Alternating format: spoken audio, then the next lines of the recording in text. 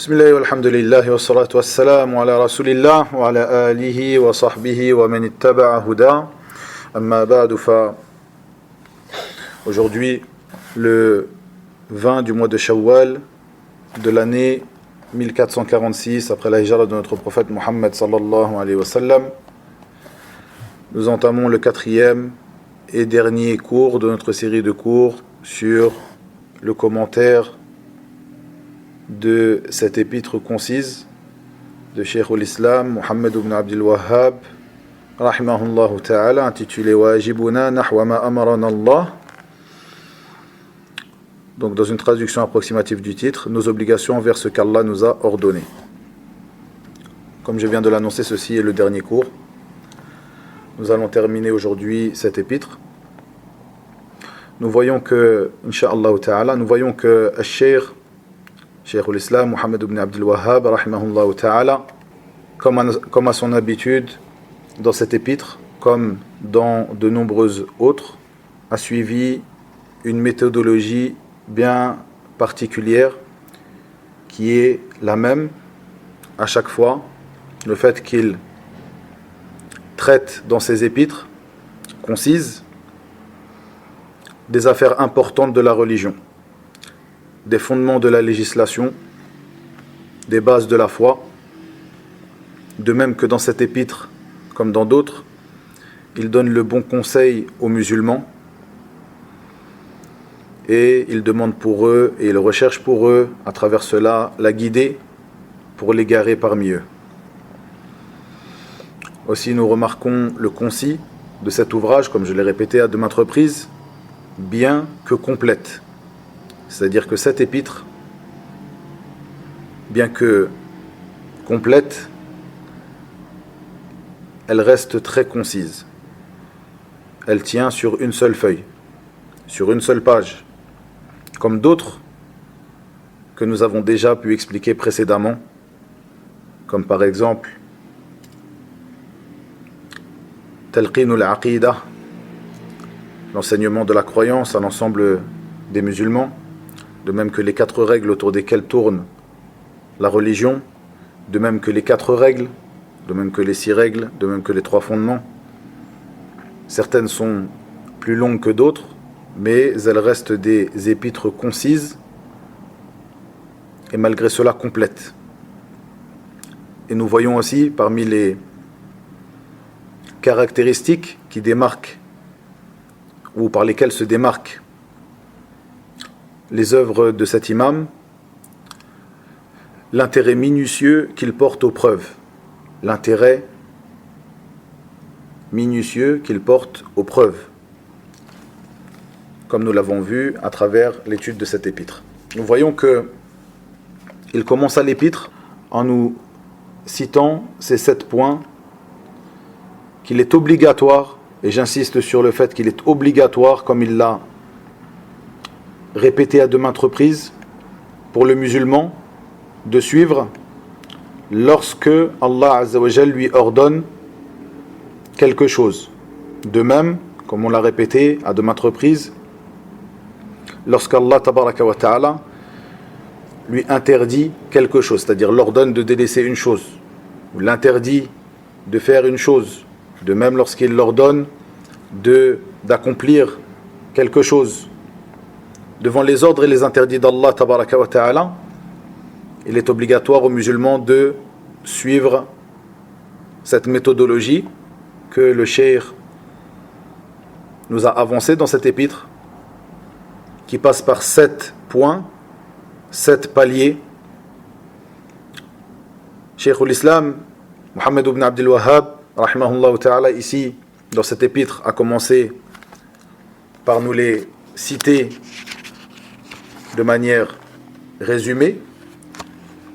Lorsqu'il les cita de manière résumée, je les ai expliqués comme vous avez pu l'entendre dans les 3 cours précédents. Puis il donna un exemple afin de faire comprendre cette méthodologie et ces paliers par lesquels le musulman doit passer lorsqu'il sait qu'Allah Azza wa Jal lui a ordonné quelque chose. Il lui a donné un ordre. Puis, après avoir donné cet exemple, il revint et évoqua encore une fois ces 7 paliers, ceci en détaillant un petit peu plus ces derniers et en apportant des preuves. Certains parmi les savants qui ont expliqué cet épître ont suivi la méthodologie que j'ai suivie, ou plutôt il est plus judicieux, il est plus minutieux d'utiliser l'expression que moi-même j'ai suivi la méthodologie de ces savants et non l'inverse, et ceci est exact. Et certains parmi les savants qui ont expliqué cet épître ont suivi une autre méthodologie, c'est-à-dire qu'ils ont expliqué directement l'épître après avoir lu le résumé de ces 7 paliers, puis l'exemple, puis chacun des paliers expliqué avec un léger détail et la citation de preuves parfois par Cheikh al-Islam Mohammed ibn Abdul Wahhab, et à ce moment-là ils ont expliqué. Donc c'est une méthodologie à emprunter lors de l'explication de cet épître. Et une autre méthodologie qui a été empruntée par les savants et que j'ai suivi moi-même ici est de commencer à expliquer ces 7 paliers en détail, comme nous l'avons vu dans les 3 derniers cours, et ensuite de passer sur ces 7 paliers, bien que Cheikh al-Islam ici a détaillé un petit peu plus et a rapporté des preuves, mais à passer rapidement sur ces paliers, et ceci en guise de révision de ce que nous avons pu voir précédemment. Et voici la méthodologie que j'ai préférée dans notre étude de cet épître. Donc, comme vous l'avez entendu, le cours d'aujourd'hui, qui est le dernier cours, nous servira de révision de ce que nous avons vu en détail précédemment. En effet, j'ai détaillé ces 7 paliers, et le détail qui a été fait par Cheikh al-Islam ici dans l'épître de base est un détail plus concis qui nous servira de révision. J'évoquerai aussi plusieurs points que nous avons déjà vus précédemment. Inch'Allah ta'ala. Donc il dit, dans le sens de ses paroles, bien sûr, rahimahullah ta'ala, après avoir cité ces 7 paliers, il dit: lorsque l'homme sait qu'Allah lui a ordonné de l'unifier et l'interdit de lui associer, ou qu'il sait qu'Allah autorisa le commerce et interdit l'usure, ou qu'il sait qu'Allah interdit de manger les biens de l'orphelin et autorisa à son tuteur d'en prendre selon les bienséances connues, lorsque celui-ci est indigent, lorsqu'il sait cela, il lui est alors obligatoire de connaître ce qui lui est ordonné et de questionner à son sujet, jusqu'à en prendre connaissance, ainsi que de connaître ce qui lui est interdit et de questionner à son sujet jusqu'à en prendre connaissance. Vous voyez ici le premier palier. Le premier palier. Le premier palier que nous avons détaillé, qui est la connaissance de cet ordre. Évidemment, il t'est impératif, lorsque tu avant qu'Allah tabaraka wa ta'ala t'a ordonné quelque chose, t'a donné un ordre, de prendre connaissance de cet ordre, d'avoir la connaissance de cet ordre, d'avoir la science de cet ordre.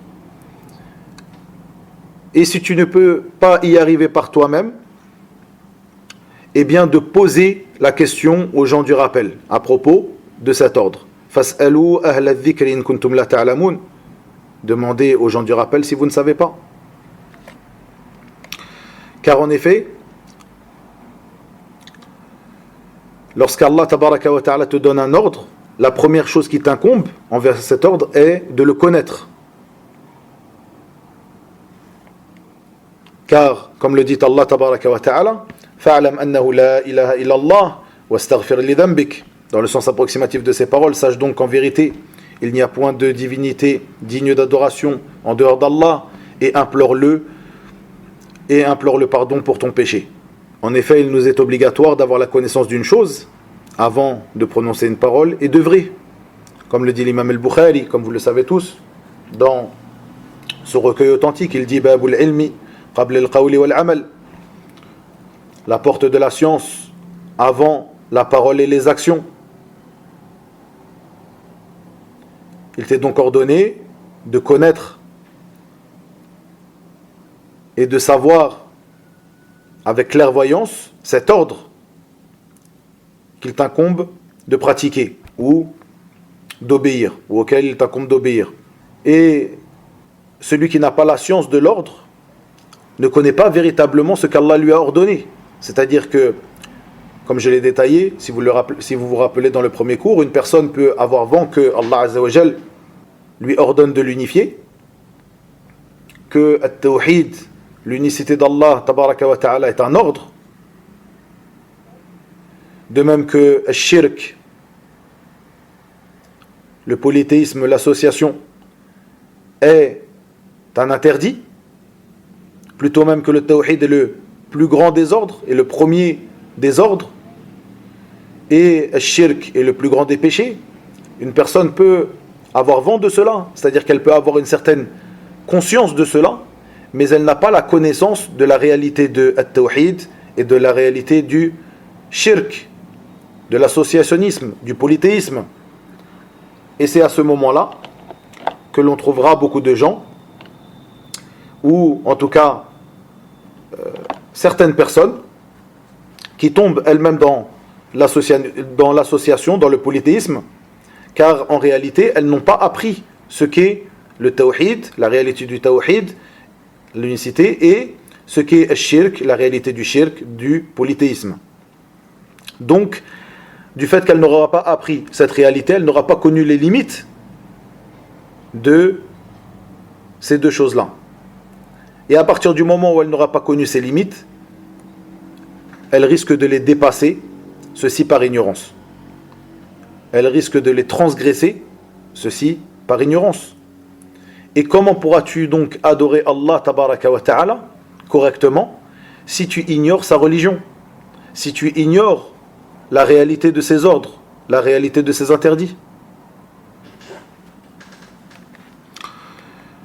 Comme l'a dit Cheikh ensuite, rahimahullah ta'ala, ceci à propos du tawhid, ceci à propos de l'usure, ceci à propos du fait de se comporter d'une manière légiférée avec les biens de l'orphelin.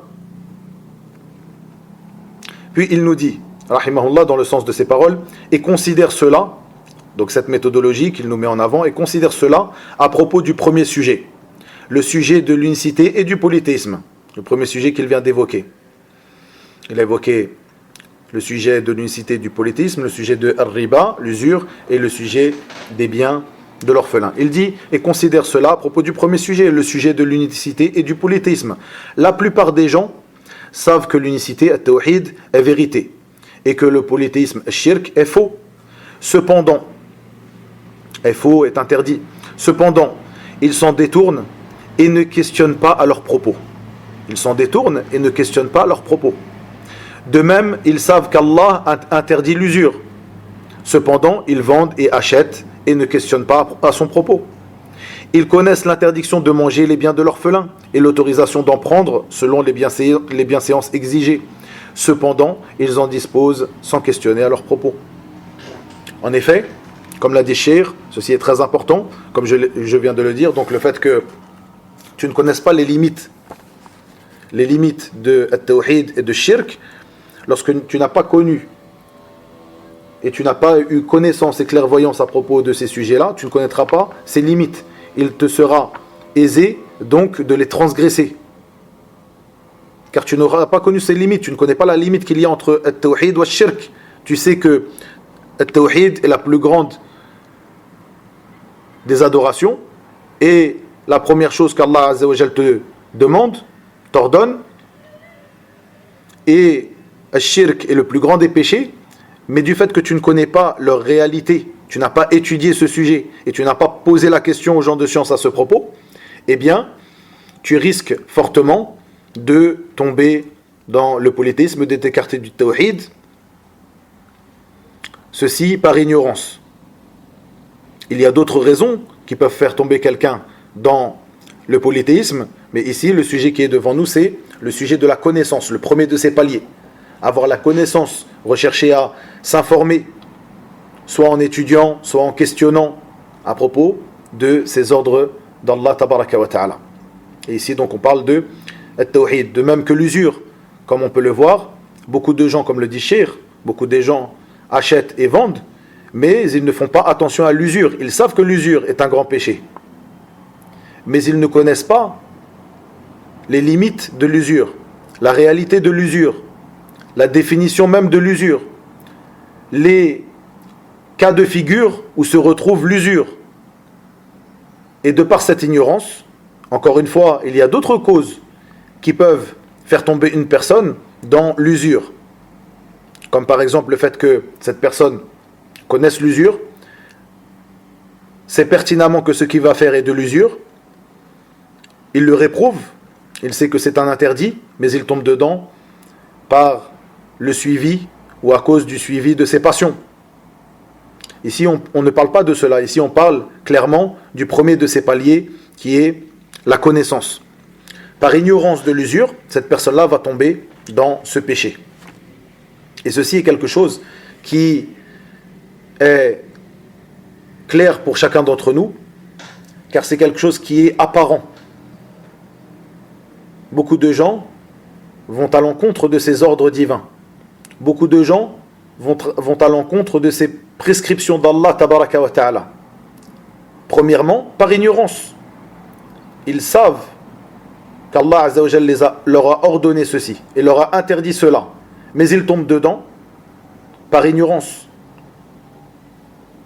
Certaines personnes qui tombent dans la supplication de ce qu'ils appellent as-siyyid, ce qu'ils peuvent appeler, ce qu'on pourrait traduire par les saints, entre guillemets bien sûr, d'aller suppliquer dans les mausolées, d'aller faire même des offrandes dans ces mausolées. Certaines de ces personnes,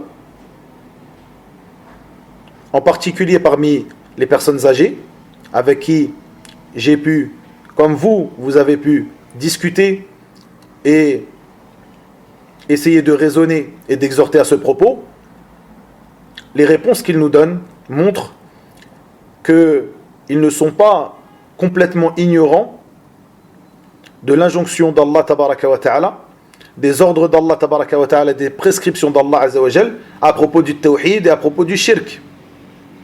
Et comme vous le voyez dans certaines épîtres de Cheikh l'Islam, Muhammad ibn Abdul Wahhab, rahimahullah ta'ala, notamment dans son livre Kashf al-Shubuhat, le dévoilement des ambiguïtés, il dit lui-même, il cite ces ambiguïtés qui sont données par ces associateurs. Quand je dis ces associateurs, ce sont ces personnes qui peuvent tomber dans cette sorte d'association. Et il cite certaines de ces ambiguïtés qui sont, par exemple, que ils n'invoquent pas directement Allah tabaraka wa ta'ala, car ce sont des gens qui tombent dans les péchés, ce sont des gens des péchés, et ils prennent comme intermédiaires ces personnes qui sont pour eux des pieux. Ceci fait partie de leurs ambiguïtés. Pareil, certains, ils disent qu'ils n'invoquent pas ces pieux, ils n'adorent pas ces pieux. Certains disent qu'ils n'invoquent pas, certains ils disent plus généralement qu'ils n'adorent pas ces pieux, entre guillemets encore une fois, qu'ils vont voir, mais plutôt ils viennent faire des offrandes afin que ces derniers intercèdent pour eux auprès d'Allah tabaraka wa ta'ala. Certains d'entre eux disent qu'ils n'adorent pas ces pieux, mais ils invoquent ces pieux. Ceci par ignorance de la réalité de l'invocation, qui est une adoration, comme le dit le prophète sallallahu alayhi wa sallam, inna ad-du'a huwa al-ibada. Certes, l'invocation, c'est l'adoration. Donc il y a, sans aucun doute, une grande part d'ignorance dans cela.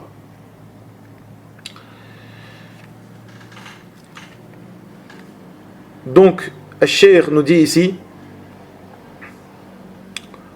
après avoir cité cet exemple, à propos de trois ordres d'Allah tabaraka wa ta'ala, tawhid, d'une cité, al-riba, l'interdiction de l'usure et l'interdiction de manger des biens de l'orphelin. Et lorsqu'il, par rapport à ce sujet, met en pratique ces paliers, ces 7 paliers, ou en tout cas le premier ici, qu'il a cité précédemment, le premier palier qui est la connaissance.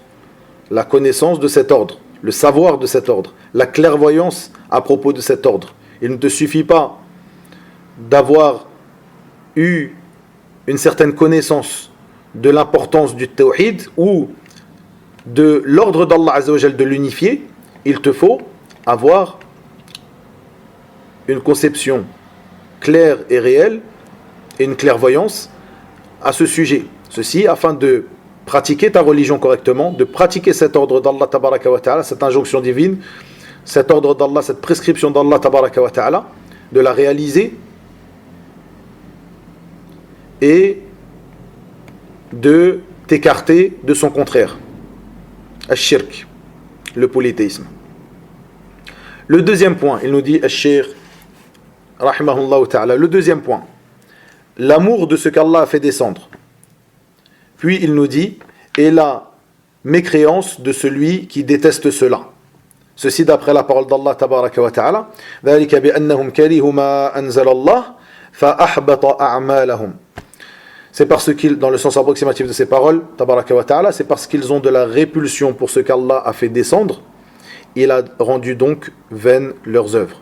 Il a rendu donc vaines leurs œuvres. Donc le deuxième de ces paliers est l'amour. Après avoir su, après avoir eu connaissance, après avoir eu science de cet ordre d'Allah tabaraka wa ta'ala, il était obligatoire d'aimer cet ordre, car c'est un ordre de ton Seigneur tabaraka wa ta'ala. Il t'est obligatoire de l'aimer et que tu saches que celui qui détestera cet ordre d'Allah Azza wa Jal, ou celui-là sera tombé dans de la non-croyance. En effet, ceci par rapport à ce hadith que nous venons de citer, qu'a cité le cheikh ici. Et cet amour, comme on l'a déjà dit, c'est l'amour de ce qu'Allah Azza wa Jal t'a commandé. L'amour, sa place est dans le cœur. Puis, ce qu'implique cet amour se retrouve dans les actes du serviteur. Sa place est dans le cœur, et ce qu'implique cet amour se retrouvera dans les œuvres du serviteur. Et c'est pour cela que le musulman s'habitue constamment à l'amour de ce qu'Allah a ordonné. Il s'habitue à cela, il s'entraîne à cela. Lorsqu'il sait qu'Allah tabaraka wa ta'ala lui a ordonné quelque chose, même si cet ordre est difficile à pratiquer, à réaliser, il doit s'habituer à l'aimer. Car c'est une injonction d'Allah tabaraka wa ta'ala, car c'est une prescription d'Allah tabaraka wa ta'ala. Et ceci car l'amour de cet ordre conduit à l'effort dans l'œuvre. En effet, une personne qui aime grandement un ordre, une personne qui aime grandement un ordre et que son cœur aime cet ordre dans son fort intérieur, que son âme aime cet ordre d'Allah tabaraka wa ta'ala, tout ceci le poussera à œuvrer. Tout ceci le poussera à œuvrer. Ce seront des facteurs qui l'aideront à œuvrer et à pratiquer ces injonctions, ces prescriptions d'Allah tabaraka wa ta'ala. Il dit, le cheikh, rahimahullah ta'ala, la plupart des gens n'ont pas aimé le messager d'Allah sallallahu alayhi wa sallam, mais ils l'ont plutôt détesté, ainsi que ceux avec quoi il est venu, bien qu'ils sachent que Allah tabaraka wa ta'ala l'a révélé. C'est-à-dire que ce avec quoi il est venu est une révélation divine. La plupart des gens savaient cela, la plupart des gens savaient cela, mais ils ont détesté ce avec quoi le prophète sallallahu alayhi wa sallam est venu. Le troisième point, le Cheikh al-Islam Muhammad ibn Abdul Wahhab rahimahullah ta'ala nous dit, le troisième point, la détermination d'agir. La détermination d'agir. En effet, beaucoup de gens ont eu connaissance, puis ont aimé ces prescriptions d'Allah tabaraka wa ta'ala, mais ils n'ont pas eu la détermination d'œuvrer. Et Cheikh nous dit par peur du changement de leur bien mondain, par peur du changement de leurs biens mondains. En effet, ici, on a cité précédemment dans les cours précédents donc ce qui est en relation avec la détermination d'œuvrer. On a cité les preuves de cela, et si vous vous rappelez, j'ai cité plusieurs causes qui pouvaient pousser la personne à être déterminée à œuvrer. Bien sûr, tout ceci est une méthodologie. Il se doit d'abord de connaître, d'aimer l'amour de cette œuvre. L'amour de cet ordre est un facteur qui le poussera à œuvrer, comme on vient de le dire, donc à être déterminé à œuvrer, puisque la détermination vient avant la pratique de l'œuvre, sans aucun doute. Il y a aussi, comme on l'a cité précédemment, si vous vous rappelez, certaines invocations que le prophète sallallahu alayhi wa sallam avait l'habitude de prononcer à propos de l'azima, donc la détermination, comme ce hadith qui est rapporté par Shaddad ibn Aus radiyallahu anhu, où le prophète sallallahu alayhi wa sallam lui a dit: ô Shaddad, lorsque tu vois les gens thésauriser l'or et l'argent, thésaurise toi ces quelques mots.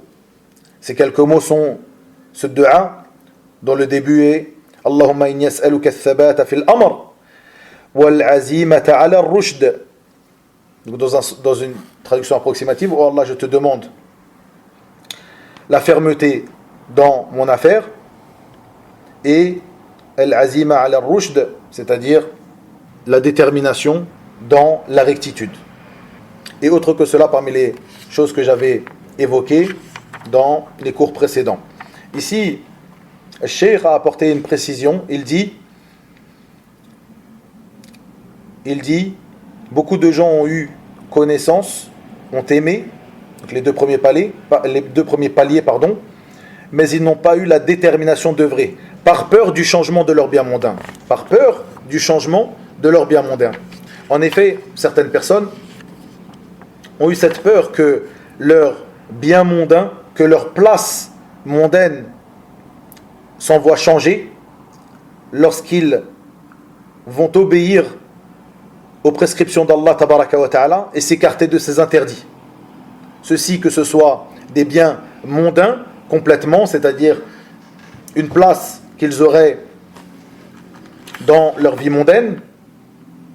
Comme vous le savez, une personne qui, par exemple, pour donner un exemple qui pourrait parler à beaucoup de gens, une personne qui aurait eu connaissance de la prescription d'Allah tabaraka wa ta'ala pour les hommes de se laisser pousser la barbe et de ne pas la couper, la tailler et autres, cette obligation, ensuite il a aimé cette obligation, il a eu la science de cela, il a aimé cette obligation d'Allah tabaraka wa ta'ala, cet ordre pour les hommes de cette communauté, mais il n'a pas pu être déterminé à agir, et donc n'a pas pu agir et laisser sa barbe comme elle est sans y toucher, ceci par peur d'une place mondaine pour un travail ou autre. Ceci s'applique aussi, comme vous le savez, encore une fois je prends un exemple qui peut parler à beaucoup de gens. Pour une femme, l'obligation de se voiler, et de se voiler d'un voile légiféré, de se voiler d'un voile légiféré, remplissant les conditions, les 8 conditions qui sont évoquées par les savants à propos du voile de la femme musulmane. Ceci par peur de sa place dans la société, que ce soit pour un travail, que ce soit aussi pour une place auprès de ses amis, parfois même devant sa famille ou autre. C'est-à-dire que ce n'est pas uniquement pour chercher du travail, comme vous le savez, c'est quelque chose qui parle à beaucoup de gens. Aussi, une chose qui est à souligner, lorsque Cheikh dit ils n'ont pas eu la détermination d'œuvrer par peur du changement de leur bien mondain, on peut évoquer aussi la place qu'une personne aurait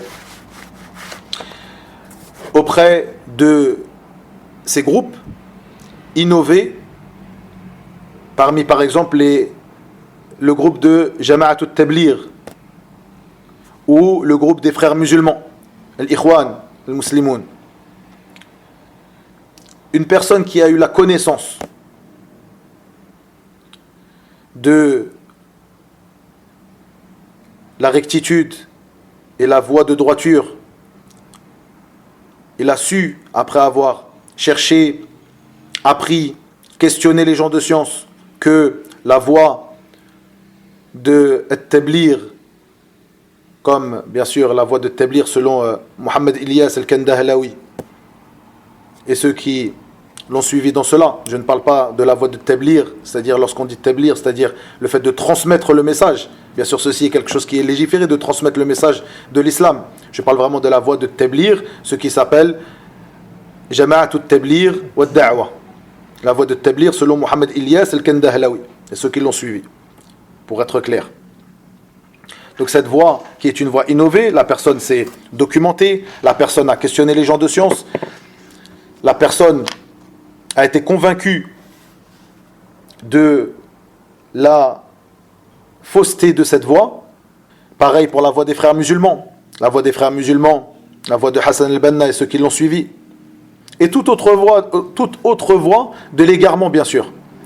Mais si je parle de choses qui sont, encore une fois, qui peuvent parler un peu plus à ceux qui écoutent et ceux qui suivent le cours. La voie de Tablir, par exemple, une personne qui se sera donc documentée ou qui aura questionné les gens de science, qui aura su que c'est une voie innovée, il aura connu les égarements de cette voie, il aura connu la voie de rectitude, il aura aimé la voie de rectitude, car c'est la voie du prophète Mohammed sallallahu alayhi wa sallam, loin de toute innovation. Il l'aura aimé dans son cœur, il aura cherché à ce que cet amour se manifeste dans ses actes, et au moment de la détermination d'agir, il ne peut pas, par peur du changement, de leur bien mondain, comme le dit le cheikh ici.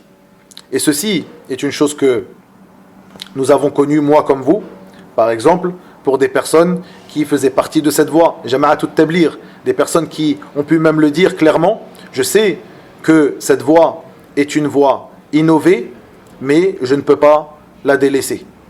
Beaucoup d'entre eux sont arrivés à, par exemple, le niveau d'être un parmi al-Qudama, d'être un Qadim, parmi al-Qudama, c'est-à-dire qu'il a déjà fait ses 4 mois de Khurouj, comme il l'appelle. C'est un ancien, c'est quelqu'un qui est apprécié par les plus jeunes, comme les moins jeunes, comme les plus anciens. C'est quelqu'un qui est mis en avant, c'est quelqu'un qui a accès aussi, comme vous le savez, ou vous ne le savez pas, qui a accès à des informations que ceux qui n'ont pas fait ces 4 mois n'ont pas accès. Donc ça nous montre que cette voie, la voie de Tablir, est une voie où il y a des informations qui sont cachées à certaines personnes. Ils disent par sagesse, mais c'est surtout pour ne pas faire fuir ceux qui n'ont pas eu encore ce lavage de cerveau qui a été fait par ceux qui sont à la tête de cette voie, pour ceux qui les auront suivis jusqu'à partir 4 mois, 1 an, dans ce qu'ils appellent le khuruj fi sabilillah, comme ils l'appellent, zuran wa buhtana, faussement. Et donc cette personne est devenue une personne qui a du poids, qui a accès à des informations, qui est mis en avant, qui est respecté, alors que peut-être avant cela, jamais dans sa vie il n'aura eu ou reçu par d'autres personnes cette forme de respect. Et donc, par peur du changement de ces biens mondains ici, eh bien, il ne délaissera pas cette innovation. Il n'aura pas cette détermination d'agir. Ici, c'est une manière qu'on pourra de commenter cette parole de Cheikh al-Islam. Il n'a pas eu la détermination d'œuvrer par peur du changement de leurs biens mondains. Le 4e point, il dit, rahimahullah ta'ala, œuvrer. Donc après avoir eu la connaissance, après avoir aimé, après avoir eu la détermination, le 4e point est d'œuvrer. Le 4e palier est d'œuvrer, de pratiquer l'œuvre. Il dit, rahimahullah, beaucoup de gens, lorsqu'ils ont la détermination, ou passent même à l'acte, donc d'œuvrer, eh bien, il voit que ceux qu'il considère parmi les chouyours ou autres, il voit que ceux-là ne sont pas d'accord avec ce qu'ils font et délaissent alors cet acte. Donc, le cheikh nous dit ici, encore une fois, beaucoup de gens, lorsqu'ils ont la détermination ou passent même à l'acte, c'est-à-dire commencent à œuvrer, ils voient que certaines personnes qu'ils considèrent parmi les chouyours ne sont pas d'accord avec cela, ce qui fait qu'ils délaissent cet acte. Encore une fois, ceci rejoint ce que je viens de citer par rapport au troisième point. Et bien sûr, l'œuvre, le moment où la personne arrive à l'œuvre, l'accomplissement de l'œuvre, l'accomplissement de ce qu'Allah t'a ordonné, que tu as aimé, que tu as été déterminé dans ton fort intérieur à œuvrer. Cette quatrième étape est l'accomplissement de cela, est le résultat de cela, que tu te lances dans ce qui t'a été commandé par Allah tabaraka wa ta'ala. Et dans cet accomplissement, comme je l'ai cité précédemment dans les cours donc qui sont passés, dans cet accomplissement de l'œuvre, tu ne pourras pas te passer de l'aide de ton Seigneur tabaraka wa ta'ala. Tu ne pourras pas te passer de l'aide de ton Seigneur azza wa jal. Tu devras toujours demander son aide subhanahu wa ta'ala. C'est pour cela qu'il te faut cette motivation, il te faut cette détermination, il te faut délaisser la fainéantise, il te faut remonter les manches, comme il te faut demander l'aide d'Allah tabaraka wa ta'ala. C'est pour cela que le prophète sallallahu alayhi wa sallam nous dit dans ce hadith qui est rapporté par l'imam Muslim, il nous dit al-mu'minu al-qawi ahabbu ila Allahi min al-mu'mini al-da'if wa fi kullin khayr. Le croyant fort est plus aimé auprès d'Allah que le croyant faible, et dans chacun d'entre eux se trouve du bien.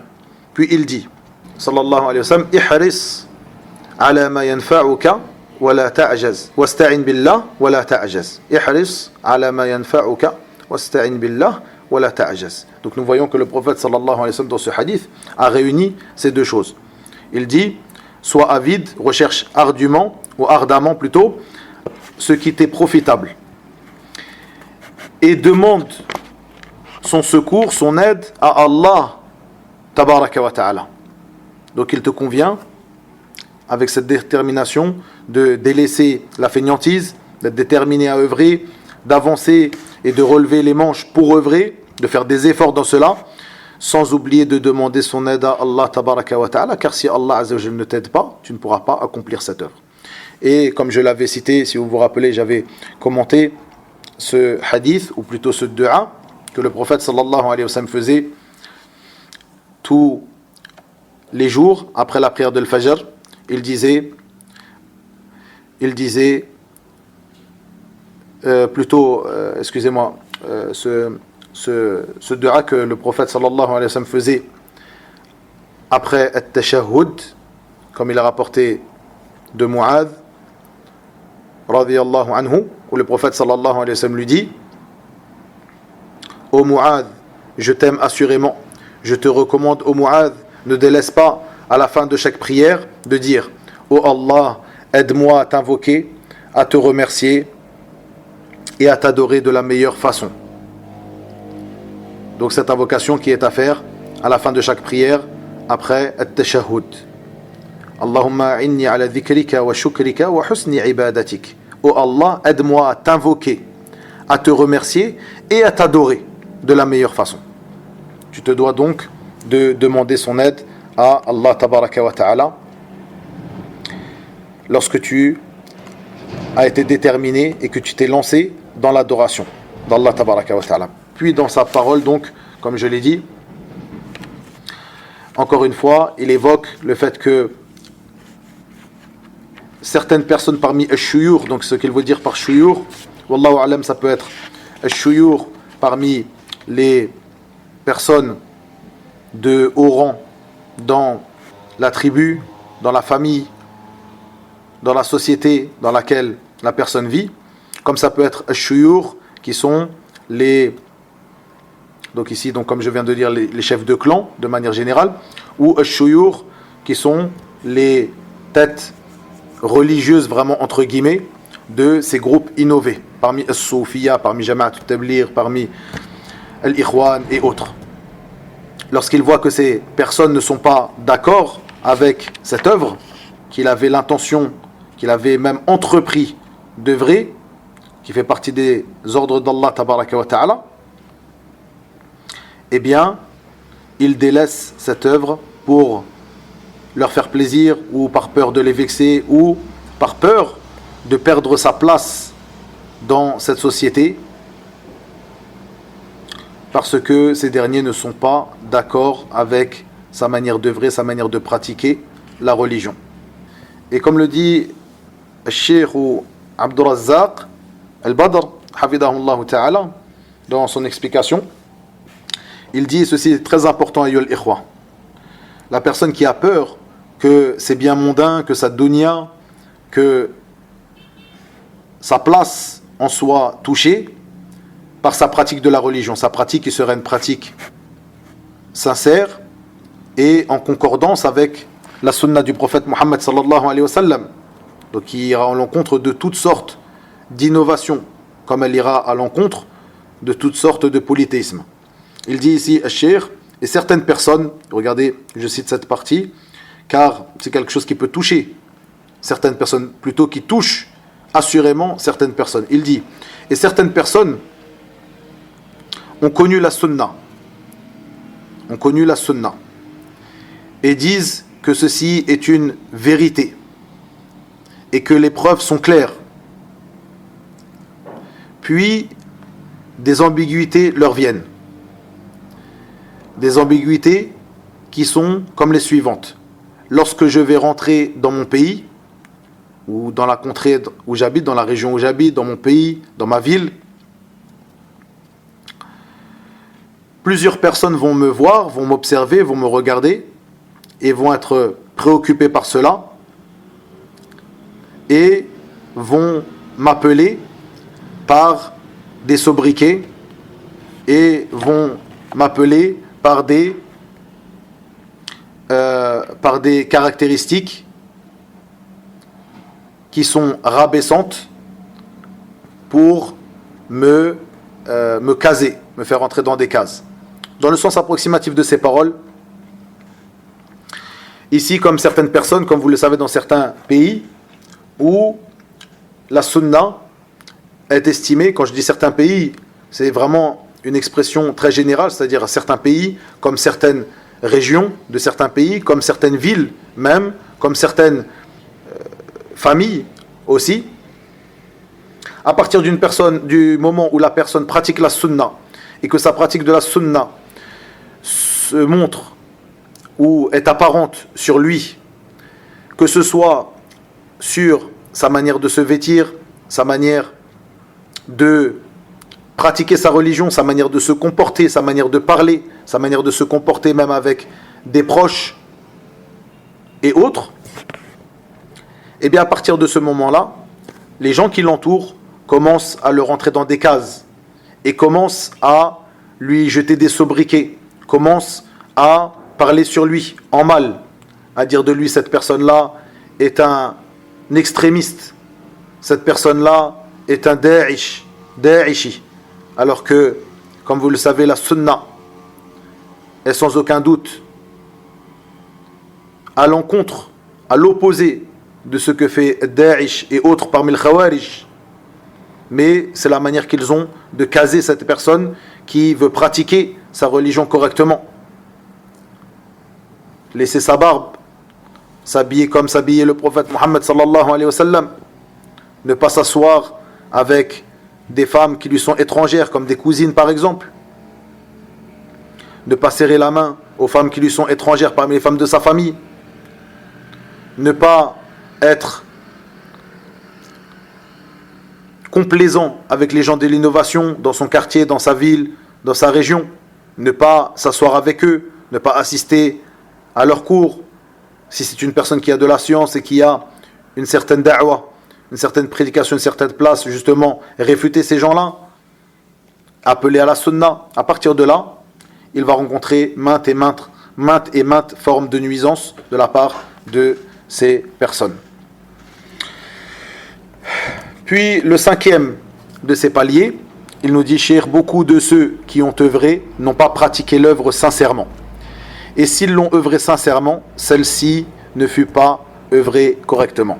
Encore une fois, on revient à ces deux conditions que l'on avait expliquées dans le cours précédent, qui sont les conditions d'acceptation des œuvres, al-ikhlas ou al-mutaba'a, la sincérité dans l'adoration et le suivi du prophète sallallahu alayhi wa sallam.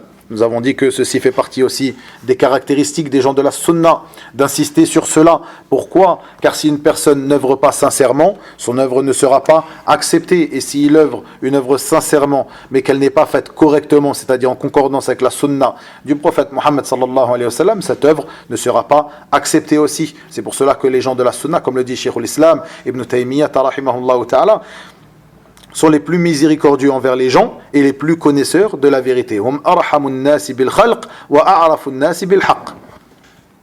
Car ils sont les plus connaisseurs de la vérité. Ils savent que si une de ces conditions n'est pas respectée, l'œuvre de la personne n'est pas acceptée, et donc ils sont les plus miséricordieux envers les gens. Ils les conseillent et ne cessent de les conseiller à ce propos. La sincérité dans l'adoration, l'ikhlas, exemple de toute forme de polythéisme, et le suivi dans les adorations, le suivi de la sunna du prophète Mohammed sallallahu alayhi wa sallam, exemple de toute forme de bid'a, d'innovation religieuse. Et les preuves de cela sont nombreuses, je les ai citées dans le cours précédent, si vous vous rappelez. Le sixième de ces points, de ces paliers, est, comme l'a dit Cheikh ici,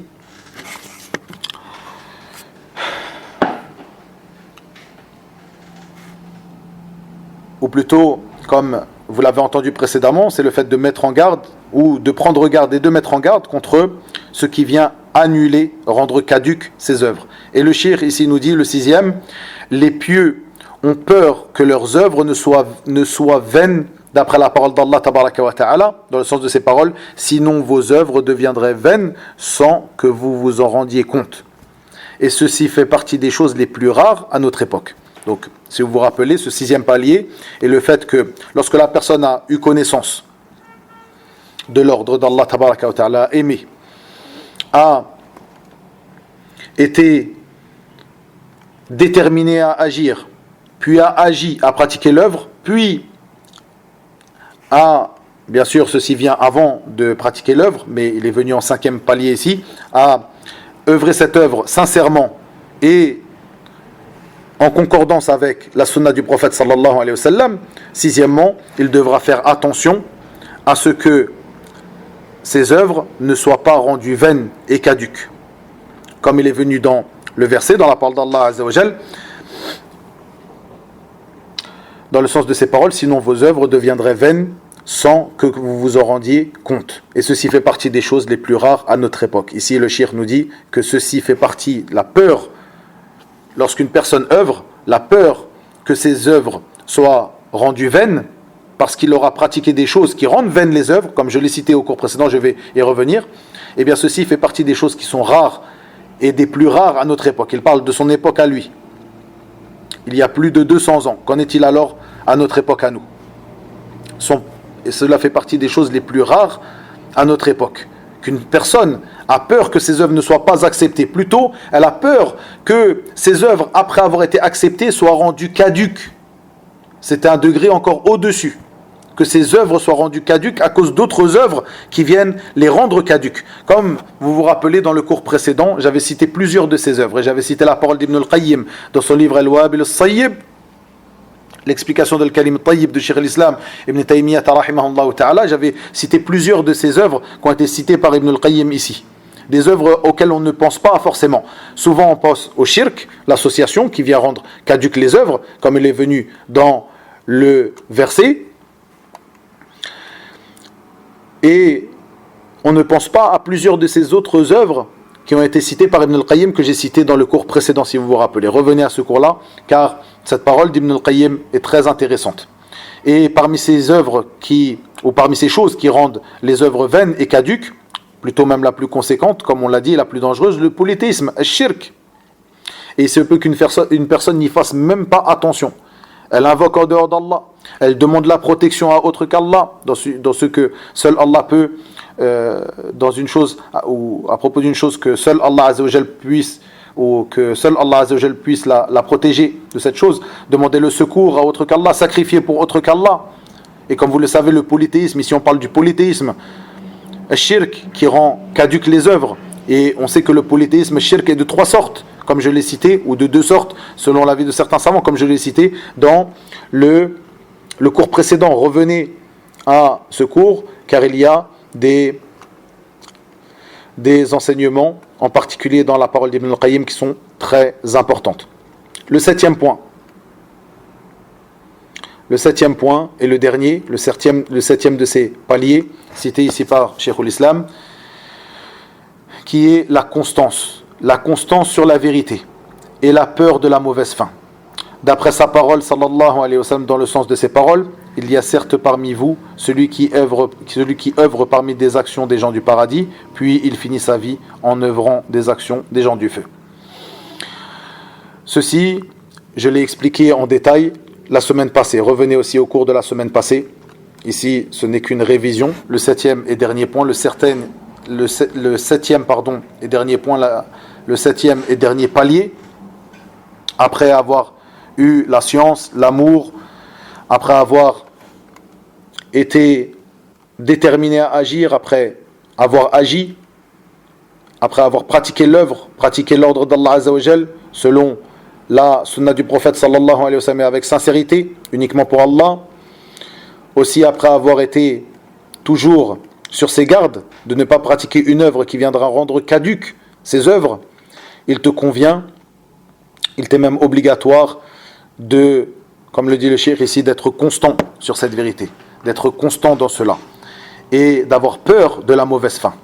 Et ceci, comme je l'ai cité la semaine passée, était l'une des peurs qui venait le plus aux gens de piété, la mauvaise fin. La mauvaise fin.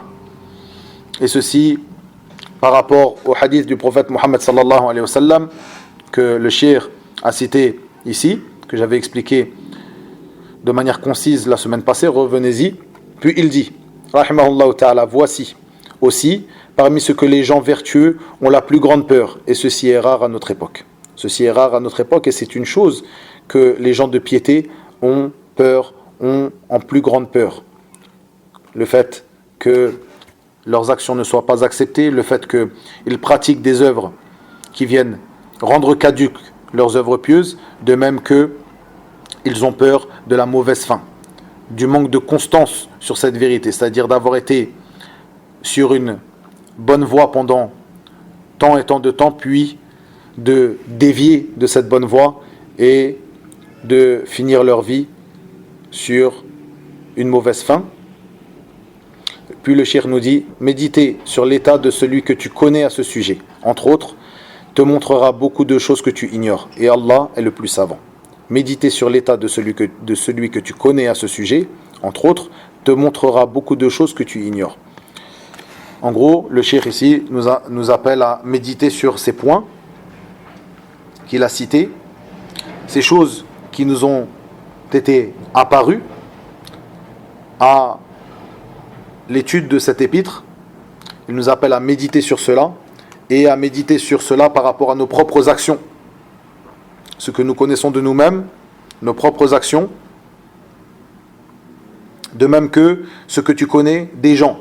C'est pour cela que Cheikh nous a donné cet exemple que j'ai lu au début du cours d'aujourd'hui, cet exemple de l'homme qui sait qu'Allah l'a ordonné de l'unifier et l'interdit de lui associer, ou celui qui sait qu'Allah autorisa le commerce et interdit l'usure, ou qu'il sait qu'Allah interdit de manger des biens de l'orphelin et autorisa à son tuteur d'en prendre selon les bienséances connues.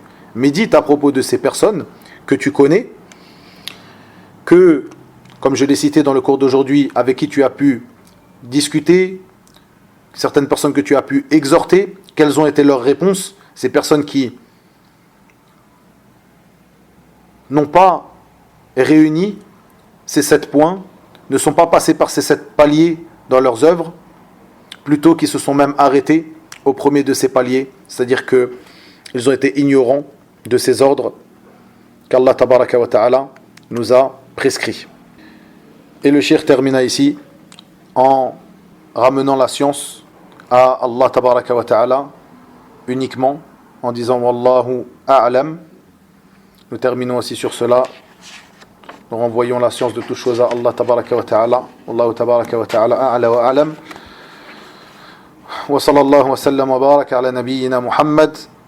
Wa akhiru da'wana anil hamdulillahi rabbil alamin.